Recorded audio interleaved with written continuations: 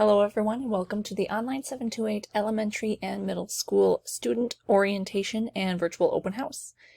We are excited to have you in our Online728 program. Our Online728 program has been around for about 7 years with our high school serving grades 9 through 12. We are extremely excited to be opening an elementary school for grades K through 5 and a middle school for grades 6 through 8 this upcoming school year. This video will guide you through some program information that you do need to know for being a student or a family within our program, and will give you some resources regarding our materials pickup happening for September 2nd, 2021, and future materials pickups as well.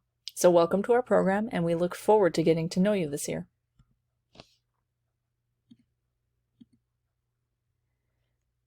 The first thing I'd like to do is provide you some introductions into the staff that will be working with you during your time with Online728.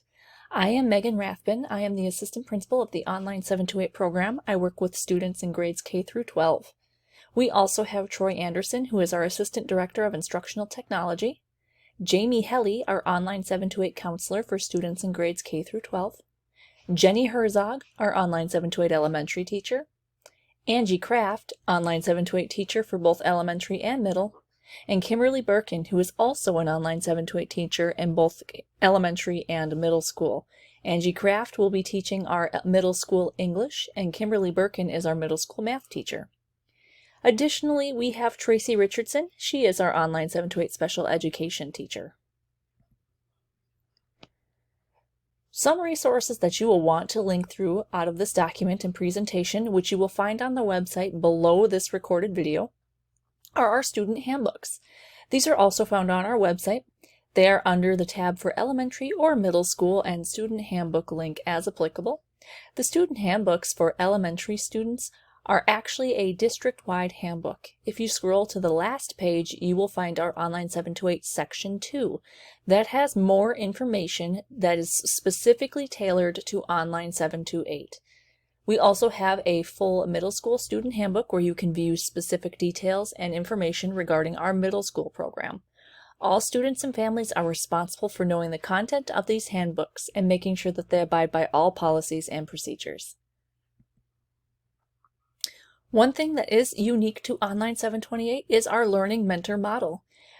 Learning mentors are individuals who are supporting and playing a supporting role in the online students that they are guiding during this program. Families are asked to identify a learning mentor, and this can be any adult.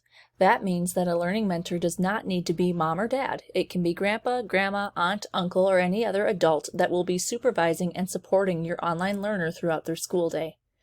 Our online learning mentors play a critical role to the success of students in an online school. We have our staff, our teachers, our administrative support that are also here to guide you and to support your students. But as we work together as staff, as family, as a learning mentor, and as students, we form a team, and that team is what promotes our student success in an online learning environment. When you identify your online learning mentor, there is a document that you will be able to review about some expectations for a learning mentor. I have pulled here a few key points that I wanted to point out today. Learning mentors should understand and assist students in completing their daily attendance. They should ensure that students are connected to their meets and engaging in their classes. We'll talk about attendance a little bit later in this presentation. Learning mentors also are expected to supervise students when working in the home. This means making sure that students remain on task and are a supervisor for if students are working with any projects that require the use of things like scissors in art or any science projects and experiments. Learning mentors also should play a role in creating a learning space for their student. We will discuss this as well, as it is a partnership between learning mentors and families to create this space for student success. And finally, we do have a form where learning mentors will agree to serving this role, a critical component of our online learners. We do appreciate all learning mentors, whoever they may be. We do support you, and we want to provide the instructional side of things, but then also have you as a team and supporting us within the home for keeping students on task. Let's talk a little bit about creating a learning space. When you are identifying a learning space for your student at home, please ensure that you're looking for a space that is quiet and free from distractions. This does not mean that you need to select an entirely separate room, although that does help. It can be a section of a room, for example, a corner of the bedroom. It can also be an area that is free from other distractions like TVs, siblings, pets, or any other outside distractions that might prevent a student from completing work. We recommend in this learning space that it be not only quiet, but also have a desk or hard surface on which to work. We know that students have portable Chromebooks and can therefore use their device anywhere. However, a desk or hard surface gives them the opportunity to use other materials such as pens, papers, notebooks, or anything else they might need while doing their learning. The desk or hard surface does not necessarily need to be a desk for a student, but could be any table or any other type of hard surface on which you would be able to put in this quiet space identified for your learner. Make sure that a learning space is comfortable. Try to avoid really hard chairs. Try to find a nice chair or a nice sitting area where students have the ability to move around and aren't feeling like they're stuck or sore after a few hours of working through their online coursework. Now keep in mind too that our teachers are trained and well aware that best practices are to let students get up and move a little bit throughout the day, but a comfortable chair still helps. Finally, a learning space is not just a hard surface desk or area to work, but also a good place to organize your supplies and keep them separate from everything else in the household. All learners in Online728 will be picking up some materials that have a bunch of different supplies, like math tools and other learning tools that you would want to keep away from being able to be mixed up in other toys or other types of materials that you have at the house. Having a good organized area to keep supplies means that students have them handy when they need them for class and don't need to spend time searching for them. Once you've established your learner space, we're going to talk a little bit about the technology side of things and how we as a school are going to support you, the learner at home. I'm excited to announce to you that Schoology is going to be the main go-to hub for all of our classes in grades K through 8. This is a little bit different for us as we typically have only used Schoology in the classrooms with ISD 728 at the middle school level, high school level, and for some of our elementaries in grades 3 through 5. We know that Schoology is extremely powerful as a learning management system and can support all of our needs in terms of delivering content and instruction and providing an opportunity and a space for teachers to grade. Schoology will be the go-to. Every time you log in, you will be able to get right into your classes. Now for our K2 learners who are familiar with the district, we still will use Seesaw, but it will be linked to Schoology. This is a little bit different, where students will log into Schoology using their Rapid Identity and then will complete Seesaw activities by clicking on a link in their Schoology class. Think of Seesaw as an additional tool that we're going to add to our toolbox, but in order to get there, we need to pick up and open the toolbox, which is Schoology.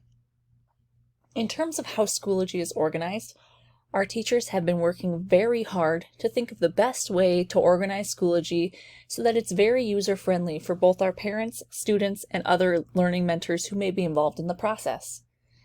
What Schoology might look like from an elementary perspective: you will see one class for all your core subjects, such as English, math, science, social studies, etc. And then you will see other classes for your specials. This includes art, music, and Phi Ed. Middle school is a little bit different. You will have a class for each of your hours. So you'll have an English class to click into, a science class, social studies, math, and then also with your electives of art and music and health. The primary gradebook will be Schoology for all assignments. This is also a practice that is a little bit different, but will be most convenient for our learners and families. Typically, our campus parent portal is where parents would go to see their up-to-date grades by their teacher. Because all of our instruction will primarily be delivered through Schoology, we will be housing our gradebook there, and that will give you the most up-to-date information regarding where your student is and their current grade in the class. Linked on the website here is a website here for our digital learning page at ISD 728. This has a wealth of information, tutorials, and videos to help you navigate Schoology throughout the school year. It is highly encouraged that you bookmark that page so that you have a quick go-to reference guide as you're working with your student this year. To expand a little bit on Parent Portal and the report card, our campus Parent Portal is still going to be used for our attendance, which we will discuss in a few moments here, and for our report cards. So while Schoology may be your go-to to see the most up-to-date and accurate grades, you will still receive your report card and will have grades updated to Campus Portal at the end of each grading period. For our programs, our elementary will be operating on trimesters, just like in the building, and our middle school will be operating on quarters. You will see these updated grades posted final at the end of each grading period. However, I would encourage you still to rely on your Schoology access for more up-to-date grades outside of those grading periods. For elementary students in K-5, we often will use reporting standards to give some in-depth information on where your student is in their class. For example, we could be looking at how students are doing in their addition or their subtraction within their math class. Typically, these reporting standards are reported out in campus. We are still going to report, but we'll find that information in Schoology using what's known as our mastery view.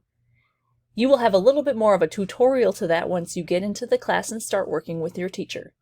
The most important takeaway today is to know that report cards will not show these reporting standards for elementary students, but will instead show a letter grade of EMPD, just like our typical grading scale in the buildings. So they will look a little bit different. I want to spend a few moments to talk about our attendance policy. Attendance is very different when you're working in an online program. Attendance is not something that we can take with a student sitting in a desk or at a table like we would in a normal classroom. Now, the attendance policy that we have adopted for Online728 elementary and middle school has been one that you might be familiar with if you were with our district last year. Our attendance will be taken using our campus portal. The attendance will follow the same process as our distance learning model. For elementary students, you will log into your campus portal for the day and check in during your morning meeting. School starts for our students at 8:30 a.m., so during that meeting, your teacher will guide you and remind you to check in. For elementary students only, parents may complete this check-in by logging into the parent portal within campus. For our middle school students, you will check in once each day during your class. So you will check in for your English, for your science, your social studies, etc. Now we do provide a little bit of flexibility for our middle school students. If you so choose, you may check in the morning at 8:30 when school begins during your advisory for all of your classes. Your teacher will provide some guidance there as well. This gives you the ability to continue working in your class without having to worry about checking in each hour after your 50-minute block. In addition to our check-ins, teachers will be verifying attendance. What this means is that students are required to engage and attend any required Google meetings. We base our attendance not only on students checking in and showing up to be present for class, but completing work and progressing through their learning materials. Your teachers will be verifying your attendance daily. It may happen that you have missed a check-in. That's okay. Anytime a check-in is missed, a parent will receive a notification via Campus Messenger that alerts them around 6 p.m. that there has been a missed check-in or an absence for the day. You can correct that absence by midnight of the same day, and it will clear after 24 hours to show that there is no longer an absence. In the event that you do not make that deadline, but you were still present, reach out to your teacher and communicate with them. They'll be able to fix the problem. One of the important things about an online program is focusing on communication. Communication with teachers is extremely important, not only in your instruction or your attendance, but also if you're looking for some help. But sometimes you might need some help that your teacher can't immediately provide. That's when we look at maybe getting some tech help. We have an abundance of tools that we have crafted from our time with digital learning and distance learning in order to provide resources to our families. The short link that you see here is our family resource guide. In that resource guide, you will find a plethora of information and videos for tutorials on how to do certain things based off the tool. For example, you can figure out how to screenshot on a Chromebook, or maybe you're looking at how to submit an assignment in Schoology. It is all included in this resource guide and is there for you to rely on and use. I highly encourage bookmarking that as well. Additionally, again, is our digital learning website where you will continue to find frequently used tools or frequently requested tutorials that parents have relied on not only in distance learning, but in our classes as well. If you are searching for tech help and you can't seem to find it, we do have a phone support system. Where this will become critical is when we're looking at our Chromebooks. All of our buildings within the district are equipped with a Chrome Depot. The Chrome Depot is an area where students can exchange a broken or malfunctioning Chromebook. For our elementary students in grades K through 5, our Chrome Depot will be in Lincoln Elementary. For our middle school students in grades 6 through 8, Vandenberg Middle School will be our hub for the Chrome Depot. In order to access the Chrome Depot, students will need to call the phone support or their parents to schedule a time where you can swap your Chromebook device. Make sure to give that number a phone call and they will respond to you as quickly as possible. Now that we've talked about a little about how our program is structured, I want to get into the details of a day in the life of the student. One thing to consider as we move into our online program is that we still have to do some type of testing. The testing calendar that we will follow is a little bit different than what you might see in the buildings within the district. Our elementary and middle school students will still take part in a FAST test. It's known as the FAST benchmark test. Our students will test 2 times, one during the fall within the first 2 weeks of school, and the second in the spring. What this test does is allows us to get a snapshot of where students are at in their skills of reading, writing, and in math. It gives us a snapshot at the beginning of the year and then also at the end so we can see how much you've grown. All students in grades K through 8 will be participating in the virtual FAST testing. If students need to test in person, the teacher will communicate with that information to them, and we will accommodate and modify as needed. Our MCA testing is our Minnesota Standardized Testing Requirements by the state. MCA testing is mandatory to attend in person, though families may opt out if that is their wish. MCA testing will occur in the spring and takes place for students in grades 3 through 8 for math and reading. For science, grades 5 and 8 only will be required to test. Details will be coming as we near the time of spring, and you will get some more information for your calendars, but typically we look at our MCA testing around April or May. One unique feature that our Online728 programs will be using for our elementary level students is a program called ExactPath. ExactPath is another diagnostic testing tool that allows us to virtually screen students in math, reading, and elementary or English language arts at the elementary grades K through 5 in order to determine where students are and what needs there are to support them in growth. ExactPath targets students' strengths and areas of needed growth. So if I'm a 3rd grader and I'm reading at a 5th grade level, ExactPath is going to tell me that. But perhaps I'm a 3rd grader whose math skills are a little bit in an area of room for growth. So I might be at a 1st grade level. ExactPath will tell my teacher that too. As we look at our online program, our teachers have the ability to work with students in a more student-centered learning environment. What that means is that all of your expectations and masteries are aimed at your grade level standards.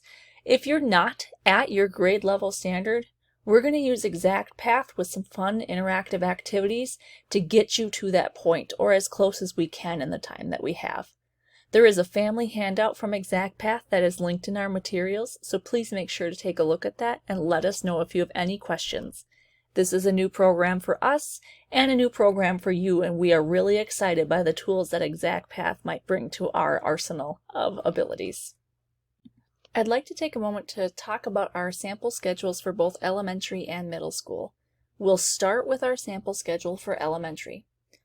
Our elementary students will begin their day at 8:30 with the start of the school day, and they will join a morning meeting with their peers.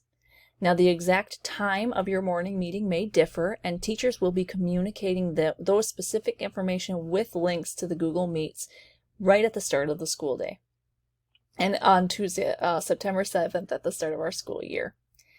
From there, our elementary students will hop into their literacy block, science, social studies, or health, and then they will proceed into something known as win time.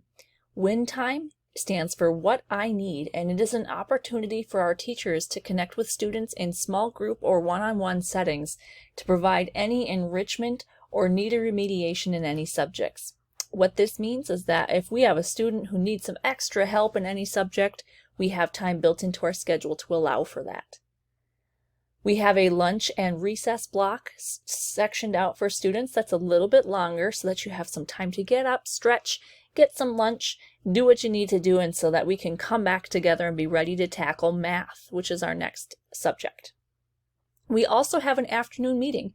The afternoon meeting is a great opportunity for students to check in with their teachers and see how the day is going. That leads us into a transition where we start working on our specials. Specials for elementary students will be music on Monday, Wednesdays, and Fridays, and art on Tuesdays and Thursdays. One unique feature of our online program is that we have Phi-Ed every day. So students will be able to engage in some movement and get their bodies going and moving so that they are really relaxed and rested and feel like they've accomplished a lot during the day. As an online program, we know it's super important to have students up and moving, so Phi-Ed every day is one thing that we are super excited for. You will notice on Friday a red block there that says asynchronous instruction. Asynchronous instruction is student-independent work time. We have this blocked into our Friday schedule to provide families with some flexibility. On Friday afternoons, teachers will be available to be pulling students one-on-one as needed and answering questions. However, students can plan to not have scheduled live meetings. Instead, they will be given their instruction asynchronously or independently to work. Our sample schedule for middle school is very similar. Students will start the school at the start of the school day, 8:30 in the morning, with their advisory block. From there, our middle school students go into a block schedule. Now, within our buildings, our block schedules differ in time. For Online728, our blocks are 50 minutes at a time. Our students will experience in the middle school English, social studies, science, and math. They will also then have some elective offerings. For 6th grade, our students will be taking art for the first half of the year, quarters 1 and 2, and general music in quarters 3 and 4. This is the same for 8th grade as well. Our 7th graders are a little bit different. They will have art in quarters 1 and 2 and health for quarters 3 and 4. There is a Minnesota state requirement that 7th graders receive health curriculum. That's why we have a little bit of a difference. Now, our elective offerings are a little bit small at this point in time. We are looking in the future years to grow those electives and explore opportunities to add more choice for our middle school schedules. For now, we're a little bit smaller, and that's okay. We're ready to do it and do it right. Additionally, with Online728 Middle School, all students will have physical education every single day. This again promotes that movement, gets your body going, and gets you up out of your chair, which you might be doing a little bit longer since you aren't moving between classes. That being said as well, most middle school schedules have passing time as students move between their heavier subjects like English, social studies, and science. Since we are an online school without a physical building, we still want to value that passing time as a great opportunity for students to take a brain break. You will see that there is a 15-minute brain break built into our morning so that students have some time to rest, reset, refresh, and get back to learning.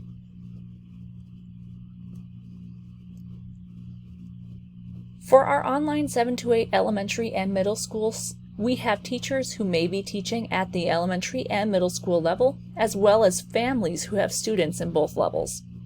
For this reason, we have decided that our Online728 program for both elementary and middle will follow the ISD 728 elementary calendar.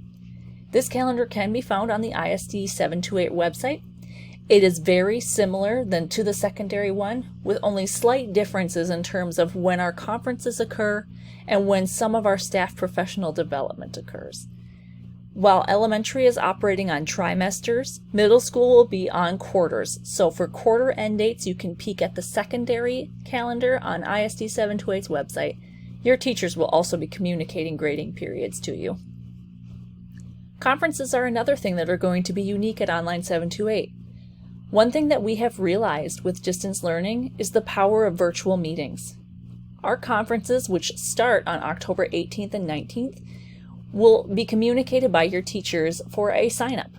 You will be able to sign up for a one-on-one conference with your teacher using Google Meet at a time that's convenient for you within their scheduled time frame. You can connect with your students' teachers soon once we get more information and prepared. Our materials pickup details. If you are watching this presentation on September 1st or 2nd prior to our first materials pickup in September, which is on September 2nd from 3 p.m. to 7 p.m., you will be able to come to Lincoln Elementary to pick up materials. If you are watching this presentation later because your registration is taking a little time and you're just joining us, we are still happy to have you. However, you will get a unique materials pickup, and I will communicate that date with you. You will get a communication from the assistant principal, myself, Megan Rathbun, and we will communicate a time to get you the materials that you need. Please do not fret. Materials, while great and necessary to learning, are not required for the first few weeks of school. For our materials pickup details in future pickups, they will be at Lincoln Elementary School, and there is the address here if you do need it. We will be using door 6 by the parking lot, and I will show that on a map here on the next slide so that you know the guidance and how to get there. All K-8 students will have program materials like their curriculum resources, and in addition to their Chromebook devices. Our pickups will be monthly. We have our first one as indicated on the calendar on September 2nd, and then future ones will occur monthly starting in October. You will receive a campus alert and teachers will notify parents of upcoming pickup dates. Additionally, we will post details, dates, and times on our website calendar. Lincoln Elementary, here is an overview if you have never been to this building in our school district. What you are looking at here is just a sky-high shot. On the right-hand side of your screen that is a little off would be where Highway 169 is, just to orient you. So you will come off of 169 regardless of the direction, or if you're coming from the opposite, you can see where School Street and Jackson Avenue meet. We will be entering Lincoln Elementary's parking lot off of Jackson Avenue. From there, you will walk into door 6. Door 6 is where we have the opportunity with a classroom space to allow for students to pick up materials. Again, if you are watching this recording after September 1st or September 2nd, we will still coordinate a pickup time and still use door 6 at Lincoln Elementary to get you your materials. While we are doing a recording of our virtual open house, we are still open and excited to have any questions that you may still have lingering while you're embarking on our Online 728 journey. Please take a moment to copy down this link and you can submit a question, and a member of our team will follow up as soon as possible. The questions can certainly be anything that you can think of, anything that you can dream of, and one of us will be able to answer it for you. Once again, I want to thank you for watching this recording and for joining us in our virtual open house. We are very excited as an Online 728 team to welcome you into our journey, and we look forward to having an awesome and excellent school year. Thanks, everybody.